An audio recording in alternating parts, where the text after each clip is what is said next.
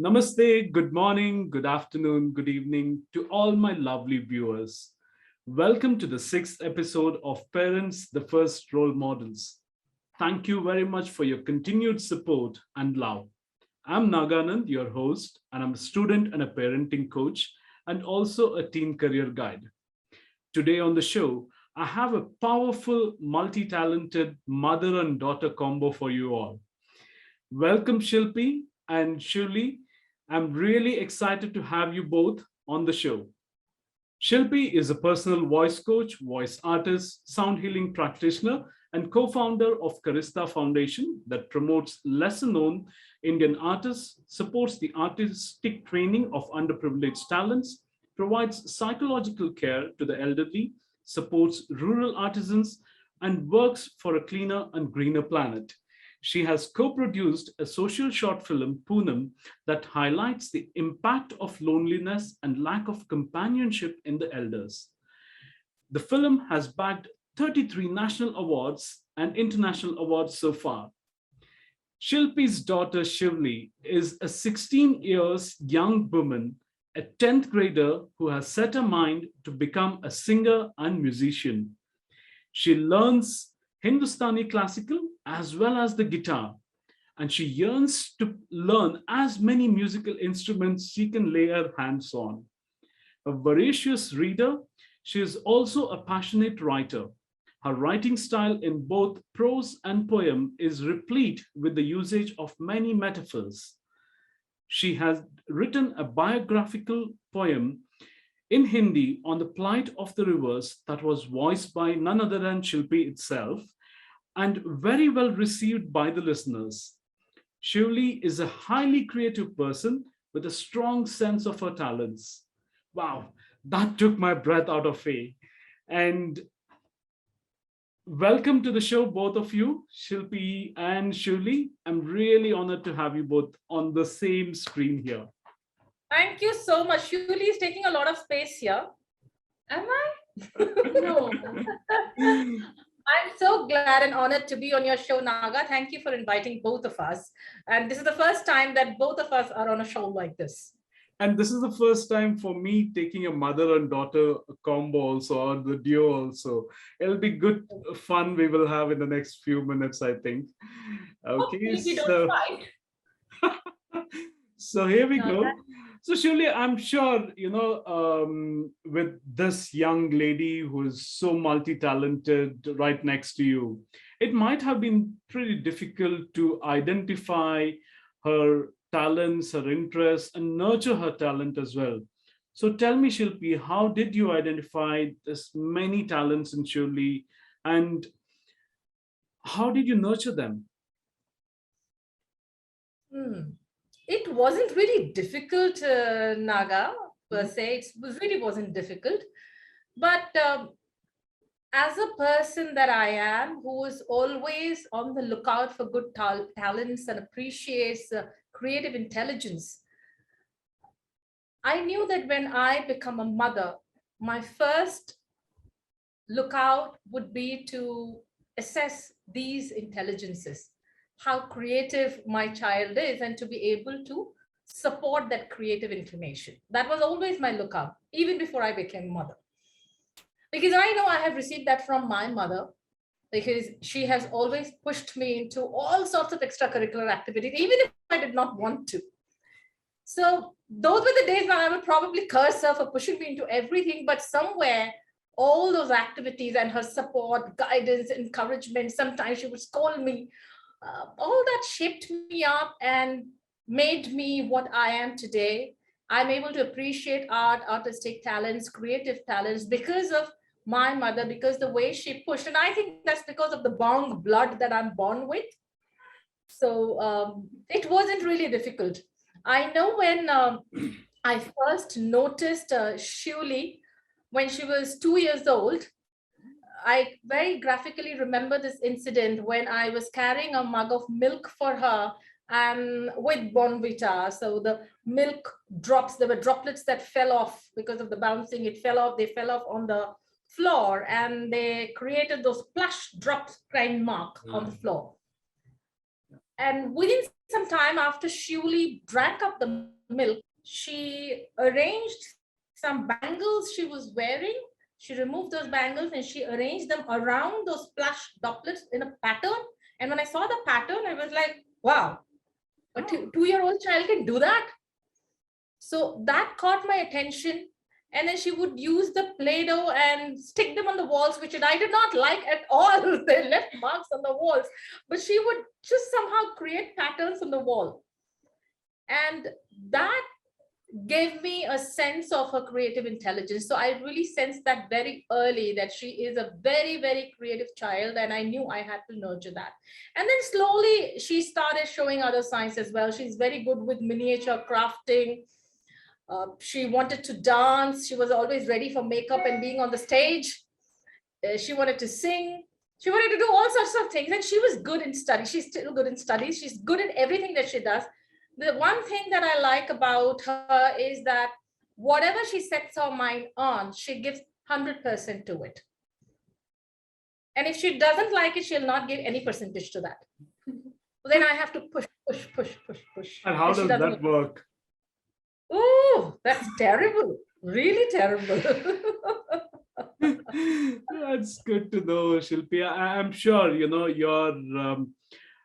your background of being and supporting artists, and also you being the creative person yourself, it would have been easy for you, but I'm sure a lot of other parents would find it difficult. So do you think you can give any suggestion to them, or any idea to them as to how they can do that? See, the how is secondary, I believe, Naga. Primary is the intent. Do you really have the intent to do it? And I tell this to everyone, and I exercise this myself, that whatever we want to do, we have to reach the how. It is first whether we want to do it, the intent or not. So yes, we are mostly driven by career choices, materialistic achievements, all of that. But we also have to understand one thing, that we are not born materialistic. Correct. We are born as matter, at biological beings, and we are born with intelligences, which we are much above the other living beings on this planet. We are born with creative intelligence. And you see, it is very, very evident that we all are born with some amount of creative intelligence, because a child learns language or any form of communication through singing, dancing, drawing. That's how they learn communication. Correct. And as they grow up, we parents push them to only study. Get good marks. Yes, it is important to earn a livelihood, but a livelihood might not be a means to satisfy your creative intelligences, which are there inherent in us. We are born with internal resources, but we need to also find stimulation to tap those potential. Correct. So maybe you might not take up a creative space as a mainstream career, but you can always, what should I say? You can always develop your creative interest to create a balance in your life, where you have a livelihood to follow and you have your passions to follow. And if you can marry both, then life is set. Absolutely correct. I'm so glad that you pointed out about the balance, which is very important, of having the balance between both creative side and also the academics, because that's what helps us to fulfill our lives. That's right. Yeah. So Shuli, now you tell me, how did you manage, with, I think, you might have been interested with many things, as your mom pointed out. You had interest in dancing, music, arts. How did you manage this changing interest, and also parenting influence while growing up, number one? And number two, how did you manage to keep your focus on what you love to doing, at the same time? How did it affect your academics, or how it didn't also, or maybe how it benefited? I always had inclination towards art, no matter what kind of art it was, irrespective of whether it was dancing or singing or makeup, drawing, anything. It was always art for me. Uh, so it wasn't difficult for me to realize what I wanted to do later in my life, because I always had a basis that it was whatever I would do, it would be related to art, whether it was makeup, stage makeup, whether it was painting, just normal sketching, just having an art gallery, going to art school. It was always about art for me.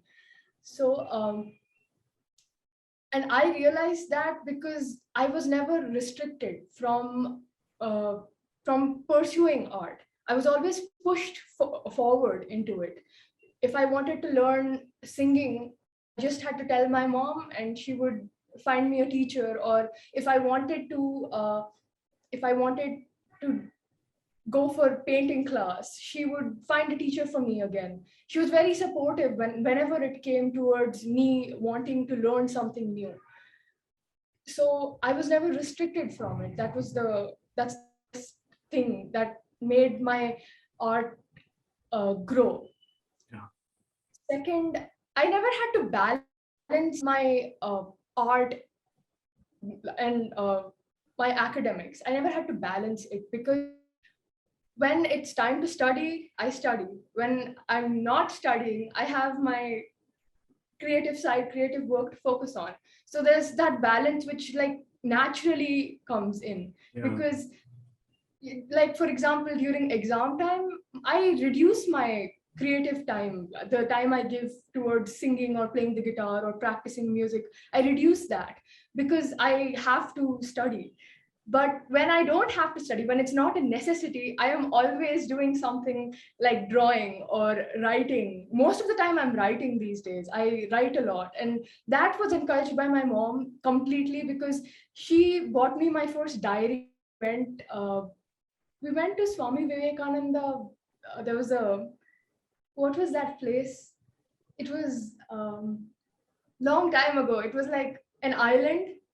Oh, yeah, Yeah, Kanyakumari. Kanyakumari, Yeah, yeah. yeah, yeah, She yeah. bought me a diary there, and then I just started writing. I still have those diaries because I like to keep note of everything I've written, how That I've was years grown. back. Yeah. Yeah. So I have those, I keep things so that I remember and so that I can see and watch myself grow from where I was and what I am now, in terms of art, in terms of handwriting, academics, everything. I like to keep note of small things. So coming back to the point, uh, I never saw academics and creative work clashing. That was never a big problem for me. And speaking of the restricting it was never restricted, because I was allowed to freely grow and choose the things that I wanted to do. I was never forced into just studying or forced into learning something that I didn't want to learn. My interests did change and develop over time, but I knew that my whatever I wanted to do in the future was based on art. So whether I continued to pursue something, that came secondary, as long as I was pursuing something in the art field. For example, my my my love for music, that has stayed stable. It came in, it was brought in again by mom when I was 4 year old. I didn't know what I wanted to do then, obviously. My mom just put me in a Western classical music class in a Calcutta School of Music that was in Kolkata. I was 4 year old. So she put me there, and I still remember vividly certain things that happened there. For example, my teacher playing the piano and the kids dancing around in a line. I remember that. So I don't remember what I sang or what I learned, but it definitely came in handy later in life, because after I moved from Kolkata and we came to Bangalore, I forgot about music. I did not have any inclination. But then I saw uh, there was this amazing teacher in my school, and I instantly, as I heard her sing, I knew I wanted to learn again. And then all I had to do was tell my mom that I wanted to learn from her, and she talked to her, and it was set. I started learning again at 7, and then after that, it stayed stable. It never wavered. I was always getting more and more interested into music. Then came guitar. Then after that, there were more instruments. And then I just completely immersed myself into it. And now it's just a part of me. sometimes whenever I want to make conversation, I sing words. So Wow, it's that's interesting. yeah. That's So that interesting. happens. Yeah. Whereas something like dance, for example, that was something I had to let go of, because I just realized I wasn't completely interested into it, and it didn't uh, it didn't make me feel free. I still dance, but it's not the kind of dance that I was doing back then. I was learning Bharatanatyam, but I feel like art forms are supposed to make you feel free, and people who do Bharatanatyam and it is their hobby or their profession, they must be feeling free when they do it. But it just wasn't for me. Hmm. I wanted to let that go. That is one thing that I realized over time. Yeah. Yeah, that was a bit put off, I must say, Yeah. because she was an amazing dancer, Naga. And most of the time, her guru would put her center stage, and if you were in the audience, you couldn't take your eyes off her because she's very good with her facial expressions, abhinaya, and that's the last thing that I mean, that's most important, and that's the last thing people learn generally. It's tough to learn abhinaya. People have to be really intrinsically free of expressing themselves. They learn all the technicalities, the hand movements, the leg movements, all of that, but expression is something which is the toughest to learn, and she mastered it at a very young age. She started learning dance from the age of 5, and I would say she learned it for almost 6 years, 6 or 7 years.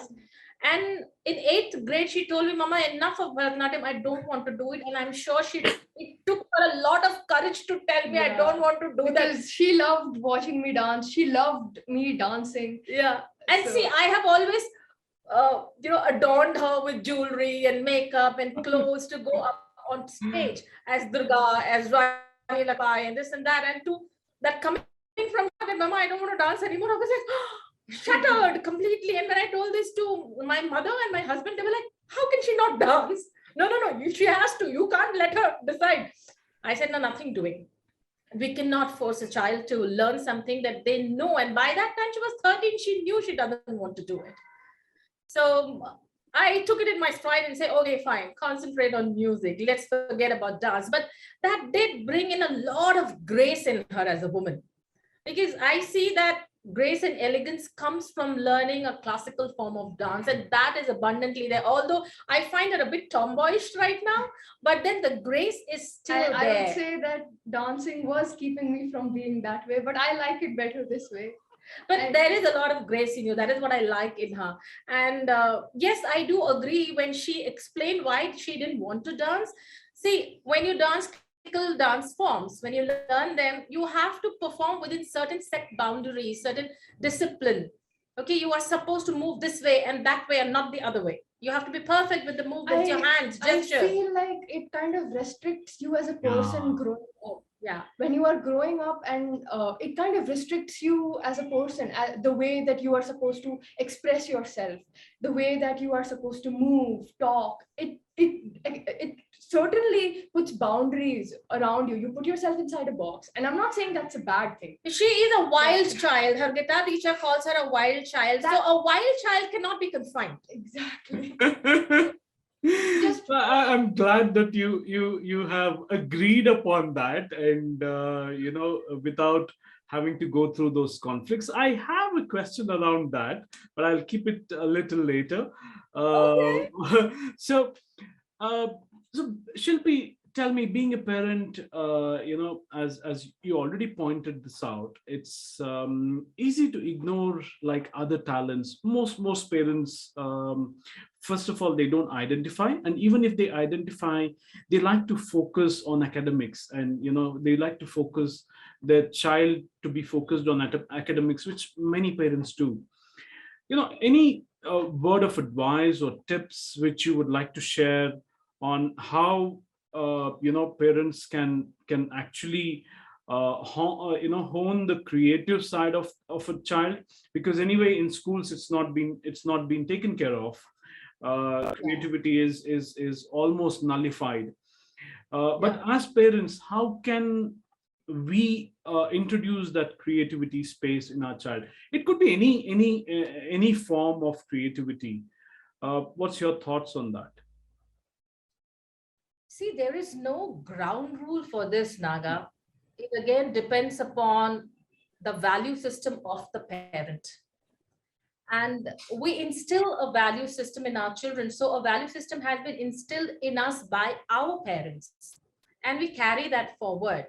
But it is also possible when we grow up over a period of time with the kind of stimulation we receive, the way we process our experiences, we can bring in evolution in our value system. We can evolve.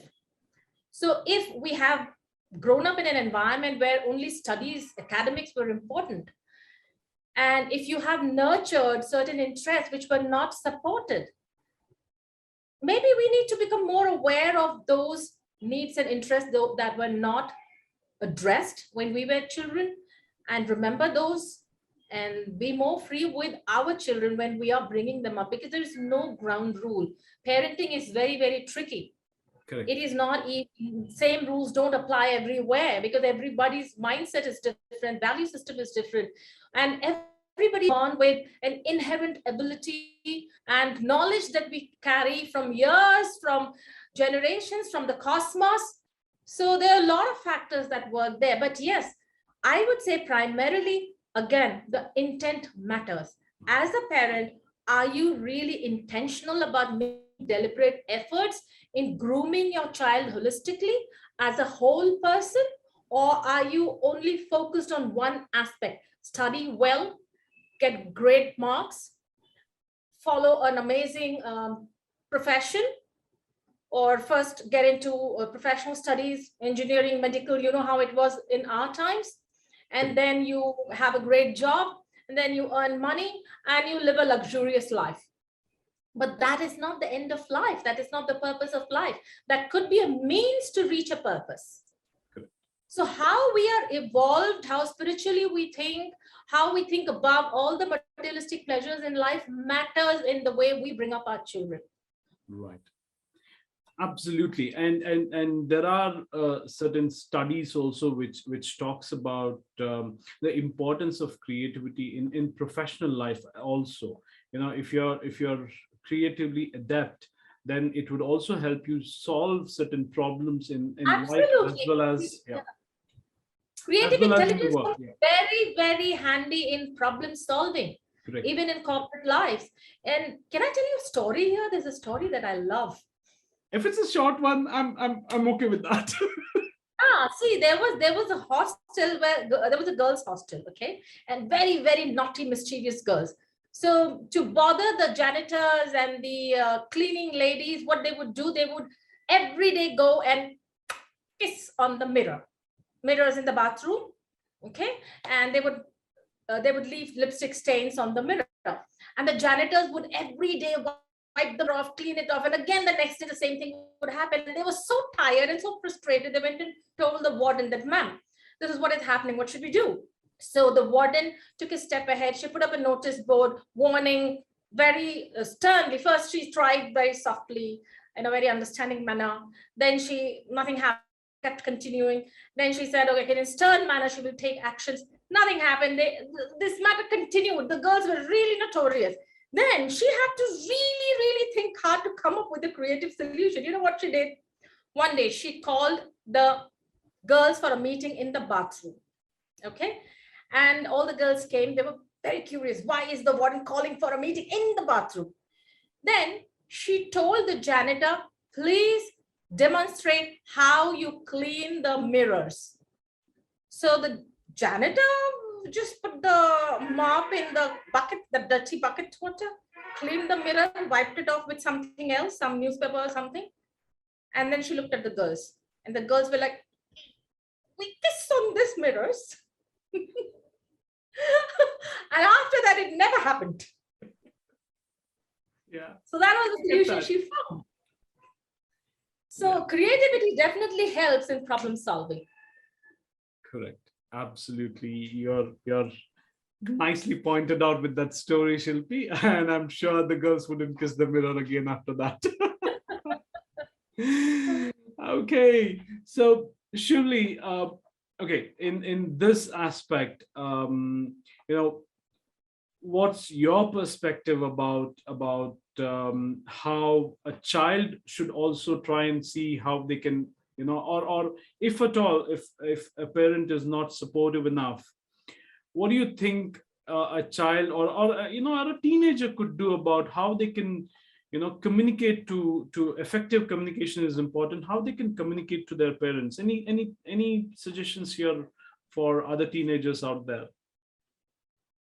Well, I never had the communication problem with my mom or my dad or my family members really. So it was easy for me. If I want to do something, I go tell them, and they're very supportive of it. But they also do expect me to keep my word if I have said that I want to do something, and not frequently change my mind. So I only tell them after I have properly analyzed myself and understood that okay, I want to do this, and I am sure that I will still want to do this in the next 5 years. So after I have arrived at that decision after a lot of thinking, then I go and approach them and tell them that okay, I want to do this, and then they help me out. But for teenagers my age or children who are in different situations and they don't have an exactly similar supportive system like this, I would, for the first thing remains the same. Analyze what you want to do properly before you tell anybody what you are planning to. That's the first step. Analyzing it properly, looking deep inside yourself, understanding yourself, and introspecting. After you have thought about it and you are completely sure that that is what you want to pursue, that is what you want to do, or that is what you are interested in, only then can you go ahead and change someone else's mind to allow you to do that, or to allow you to move forward with that. So that's the first step. Secondly, sometimes it's difficult to change an adult's mind because they already have their own thoughts, their own system of thinking, their own way of dealing with things. And our generation is pretty different. All of us, we have different thoughts, we grow up differently. So, and our influences are very different too.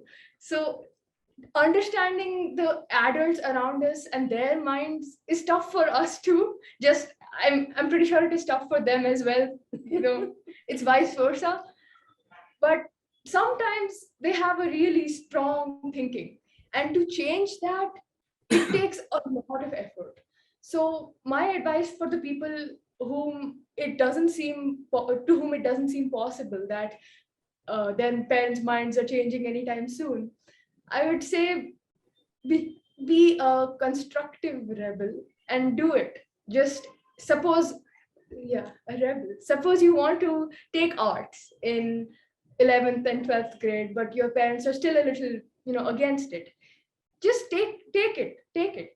You don't, because it is your choice. You are the student. You are the one who is having to study subjects at school. You are the one who is going to later use the Correct. marks, percentage, everything that you got in 11th and 12th grade for the future. It's your future. So whether or not it is sad not having that support as easily as I have it, and a lot of other people, they get support, but sometimes it's not easy. So when you don't have it, you just have to do it yourself. And it can be isolating and lonely, but you will see that there are some people around you who are willing to support you. Maybe they might not be your parents, they might be your friends. They might be willing to support you and tell you that no, you can do this, you need to do this, it's your future, it's in your hands. So yes, it is important to get parental approval and permission. It is important, but in some cases when it is not seeming like it is ever going to change, you just have to do it yourself, whether or not anyone approves. You So see what a rebel she is? I I've hope got two somebody. things for I people. hope somebody don't take it in the wrong way. No, no. Rebel it off. Naga, what I say here is that the conviction matters. It's not about rebelling. Correct. It's about her conviction. See, even now, many of her classmates who are 10th graders, they don't know what they want to take up in 11th. They're still confused because there's so much of parental pressure, and they have not had the choice to assess what they want to do in life, because they strong influences from parents and other relatives and elders around them. So they are not able to make an independent choice. Right. So we did a very beautiful thing with both my children. One, with my elder one, that I have always identified that she is artistically inclined. The younger one, I have identified that he has an artistic inclination, but he's more He's a bit towards of a wild card. yeah, he's a wild card. We don't know what he's going to do, but Yeah. he's highly intelligent. He's not showing up anything right now. So his interests are varied. We're all And waiting in and his watching. little brain, he can store so much information, and he marvels us. Yeah. He's like, how do you know it? From where did you get the information? And he can store the information. So he is definitely a wild card. We don't know what he's going to do. But what we have done with him, as suggested by a very, very dear friend, we constantly keep telling him to write down what are the things that interest him. What does he want to do? He's only 12 now. He went 8th grade recently. So we tell him to write down what does he want to do, and what his interests are, and what calls him in the future. Is there something calling him? So he keeps writing down, I want to be a wildlife photographer. I want to be into artificial intelligence. I want to be a food critic. I want to be this. So many things he keeps writing.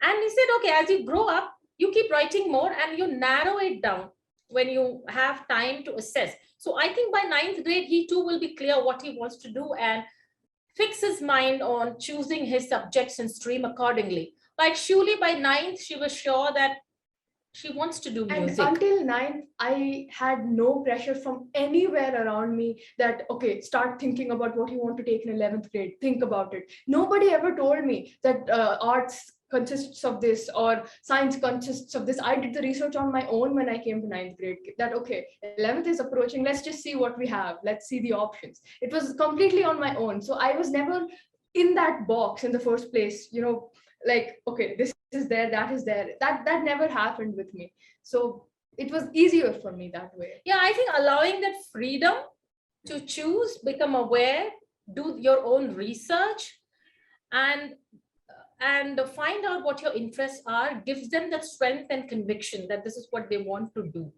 Correct. And that, I think, should be allowed by the parents, because otherwise you are never going to allow your child to grow in a holistic way.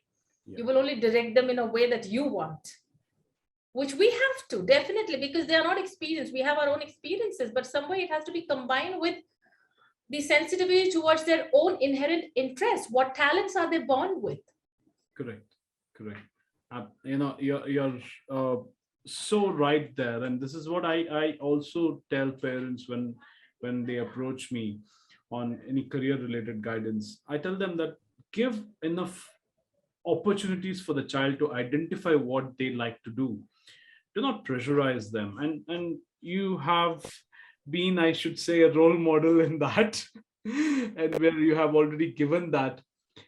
Okay, now here's an interesting part to both of you. Especially in when there are this interests and areas to choose, or while parent and child relationships are there, disagreements, not being on the same page quite often. It's quite common in any relationships, for that matter of fact, and parent and child relationship is no different. So tell me, both of you, how do you handle this? I'm sure You fight it out. That's the only way. You have to indulge in the differences. You have to talk about it. You have to fight. And it gets ugly sometimes. That happens. As you grow more, your mind develops, and then your parents, they already have a developed mind. So when they see your mind developing and you having your own thoughts, and when you talk about those, there is definitely a clash, uh, because with all the outside influence in this generation, your mind will definitely be very different from your parents, no matter how much you're around them, no matter how much parental influence they have on you.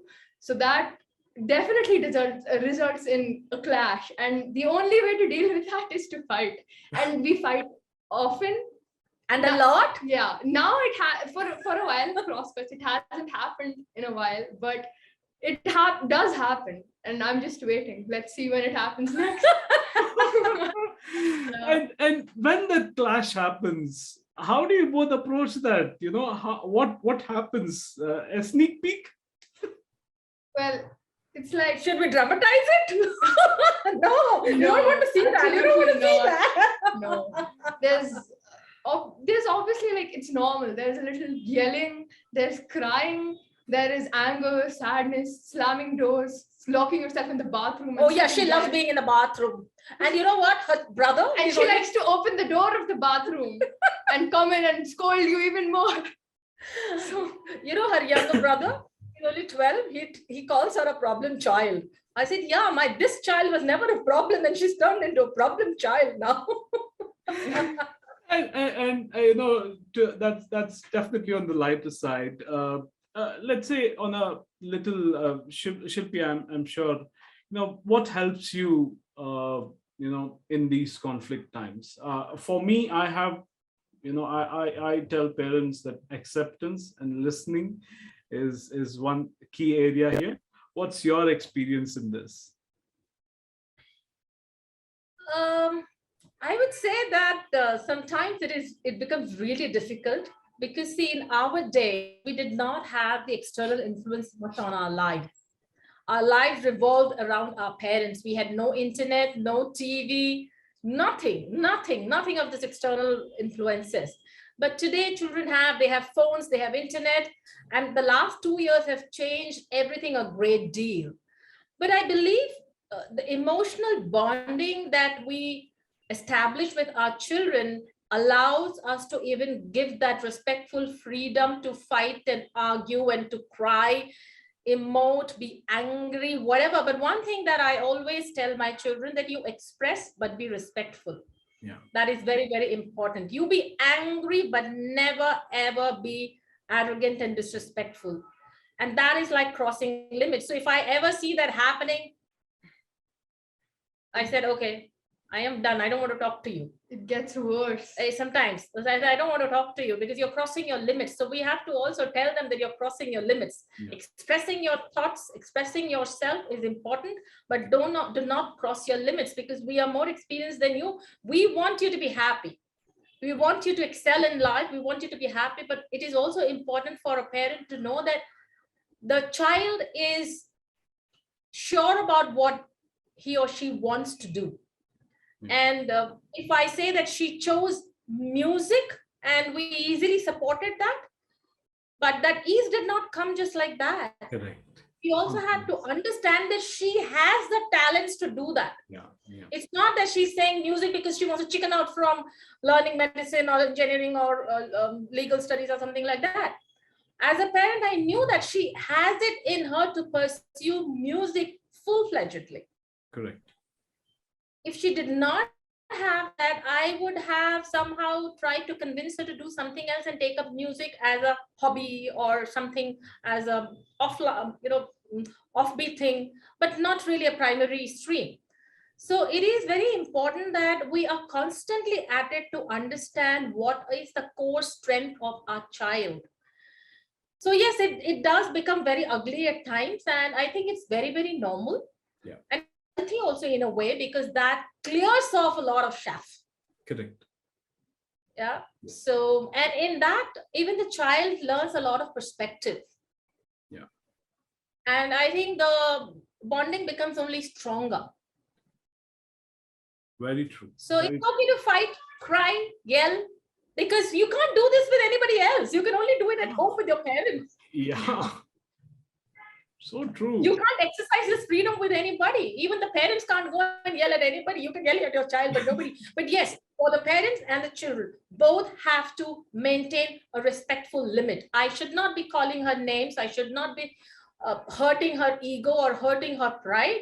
And the same goes for the children. They should be always respectful towards the parents, because mutual respect is the basis or the foundation of any relationship. Just because she is my child, it does not mean that I exercise that kind of authority where I call her names or I tell her negative stuff that hurts her ego and pride and she's shattered emotionally. Yeah. So true. Okay. So true. So true that. That doesn't mean that I don't yell at her. I really yell at her. Sometimes my lid is off and we don't talk for many days. Yeah. Many days. I don't even call her for food. I tell her, Many go call days. Didi. Many For those days, I show how up can on my that be own. possible? For a change, Those I days show she up on- shows up on her own because she Yeah. knows Mama is angry. For Mama a change, won't I'll call show her. up on time, eat fast, and get out of there. For a change, for a But few days. She becomes a good child. And the moment Mama cools down, God. okay, come down, eat. It's 2:30, 3:30, 4:30. Keep calling. Oh my God. It's terrible. I'm sure, and I'm sure there is also a sense of enjoyment also in that. We also love that part of it. When Only when we're talking about it to a third person, then it's funny. Otherwise, When we are experiencing it, it is not it's funny. not. It's really not that fun. yeah, In retrospect, I'm quite sure. I'm quite sure. I'm experiencing in little ways because my son is still little. wait till up to the teenage, the adolescence. Yeah, there's still 5 years to go.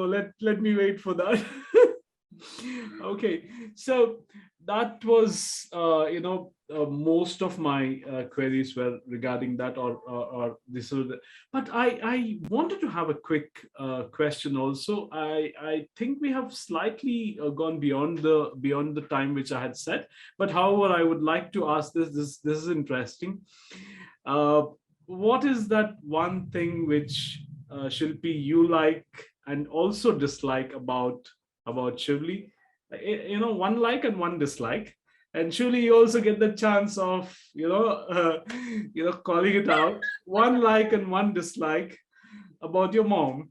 And is there anything which you have in mind? And perhaps that can change from now on. Yeah. One thing that I really respect and admire in Shiuli is her dedication to whatever she takes up. Yeah. She has a very clear thought process. And the way she writes and expresses, that is, I think, cathartic. Like she said that I had bought her a diary and she started writing from then or there on. And we are soon at publishing her writings. So those writings, she does share some of them she doesn't, but whatever she shares, it gives me an insight into her mind. So she has a strong sense of ethics, which I really admire, that at such a young age, she has a very strong sense of ethics. Having said that, the weakness that I feel that she should overcome is that because of the sense of ethics, she expects perfection in everything. And she's so hard on herself and on people as well. So I tell her to be going easy on her idea of perfection, because perfection doesn't exist even in nature. So it is good to work towards excelling, but not perfection. And her habit of wasting time at times, my God, that is such a put off. I have to keep reminding her that time is the useful resource, the most important resource in life. Do not waste it. Time gone is gone. It will never come back. And regrets later will not help you. How will she know that once the time is wasted, it's gone? She will only experience it by herself later. Oh, she sits in the bathroom for 2 hours to think. It's my creative That's place. introspection. That's introspection. And I think that's the most peaceful place you might find. Oh, okay, you write, you do music, but sitting in the bathroom for 2 hours. And her brother comes and tells me, Mama, Didi's in the bathroom for last 2 hours now. 5 o'clock onwards, she's in the bathroom. Go check. Yeah, Shiuli, over to you. Annoying. Yeah. Good question, Naga. Yeah, I did not expect that question.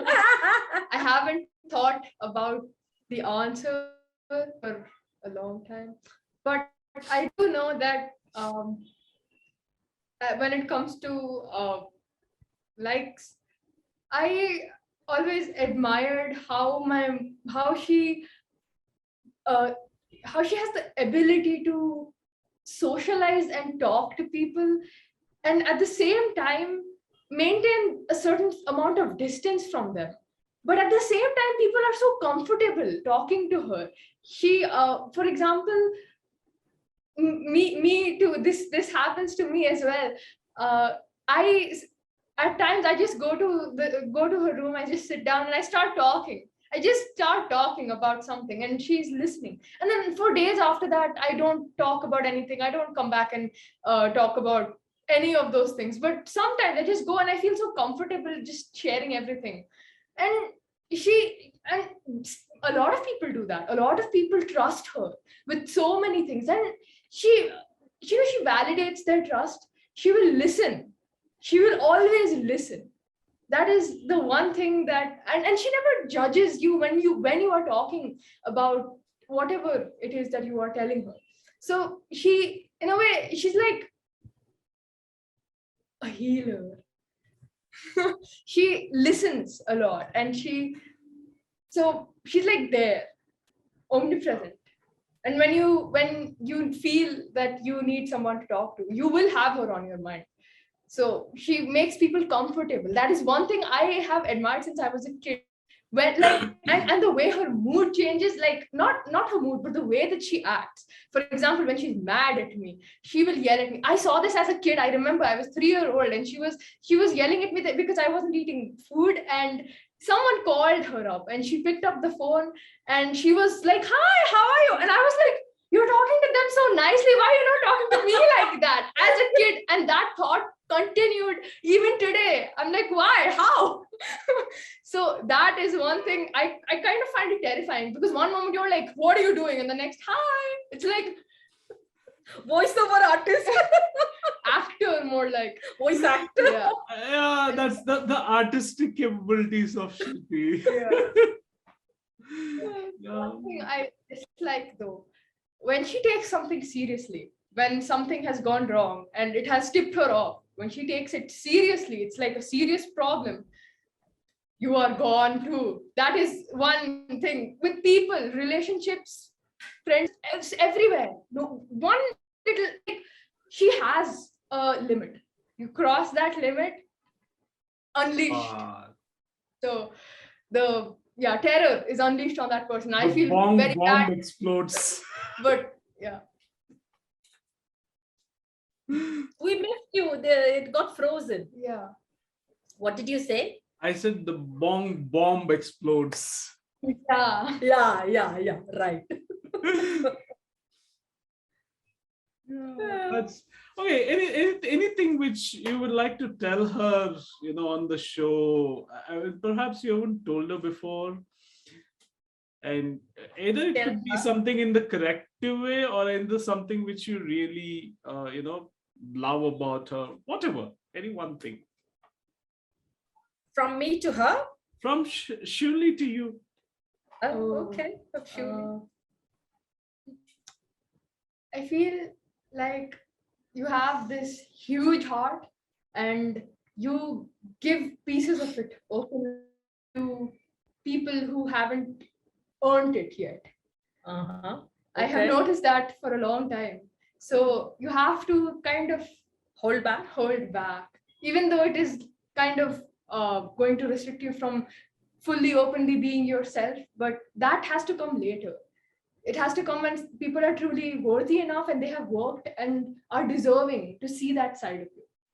So that is one thing I would, that's one thing that. Can you imagine this gyan coming for us from a 16-year-old daughter to the mother, that I give pieces of my heart openly to people who don't deserve it yet? So they have to prove of being worthy of it, and only then I should give it. Yeah. Till then I should hold all that back. You should. Even if it restricts me from being completely me. Yeah. That gyan coming from my daughter, wow.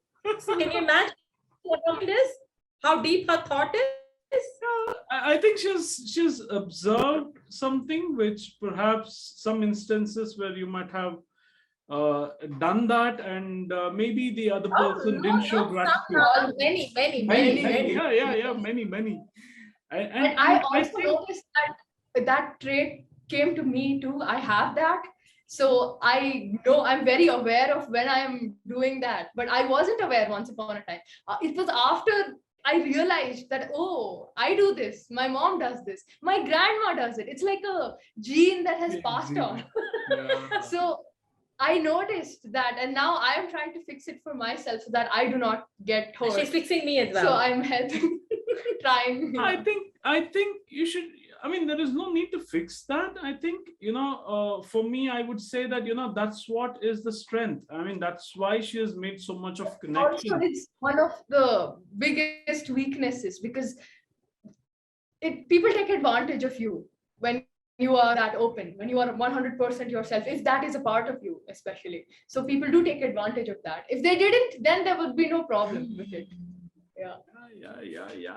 I mean, that's a valid point, and I think it's quite a debating point which we can always discuss about. For this moment, I'll just pause it there, and thank you so much, Shivli and Shilpi, for sharing this wonderful thoughts of yours. And this was actually a fun for me doing this, live. I mean, sorry, the daughter and mother call. It was really wonderful. I absolutely loved it, and thank you very much. And I would also like to thank all our viewers for watching this discussion. Please do like, share, subscribe to our channel. And if you have any queries, please, or any suggestions, feedback, you can mention it in the comment section below. And thank you very much. Till our Thank you next so much, video. Naga, for inviting us and having us over. It was wonderful being on your show. And thank you for the thought and the idea. I think you had a great deal of information from us, which we don't usually share with anybody. Yeah. I don't think we That's think my pleasure as well. Thank you. Thank you, everyone. Thank you so much. Have a great day.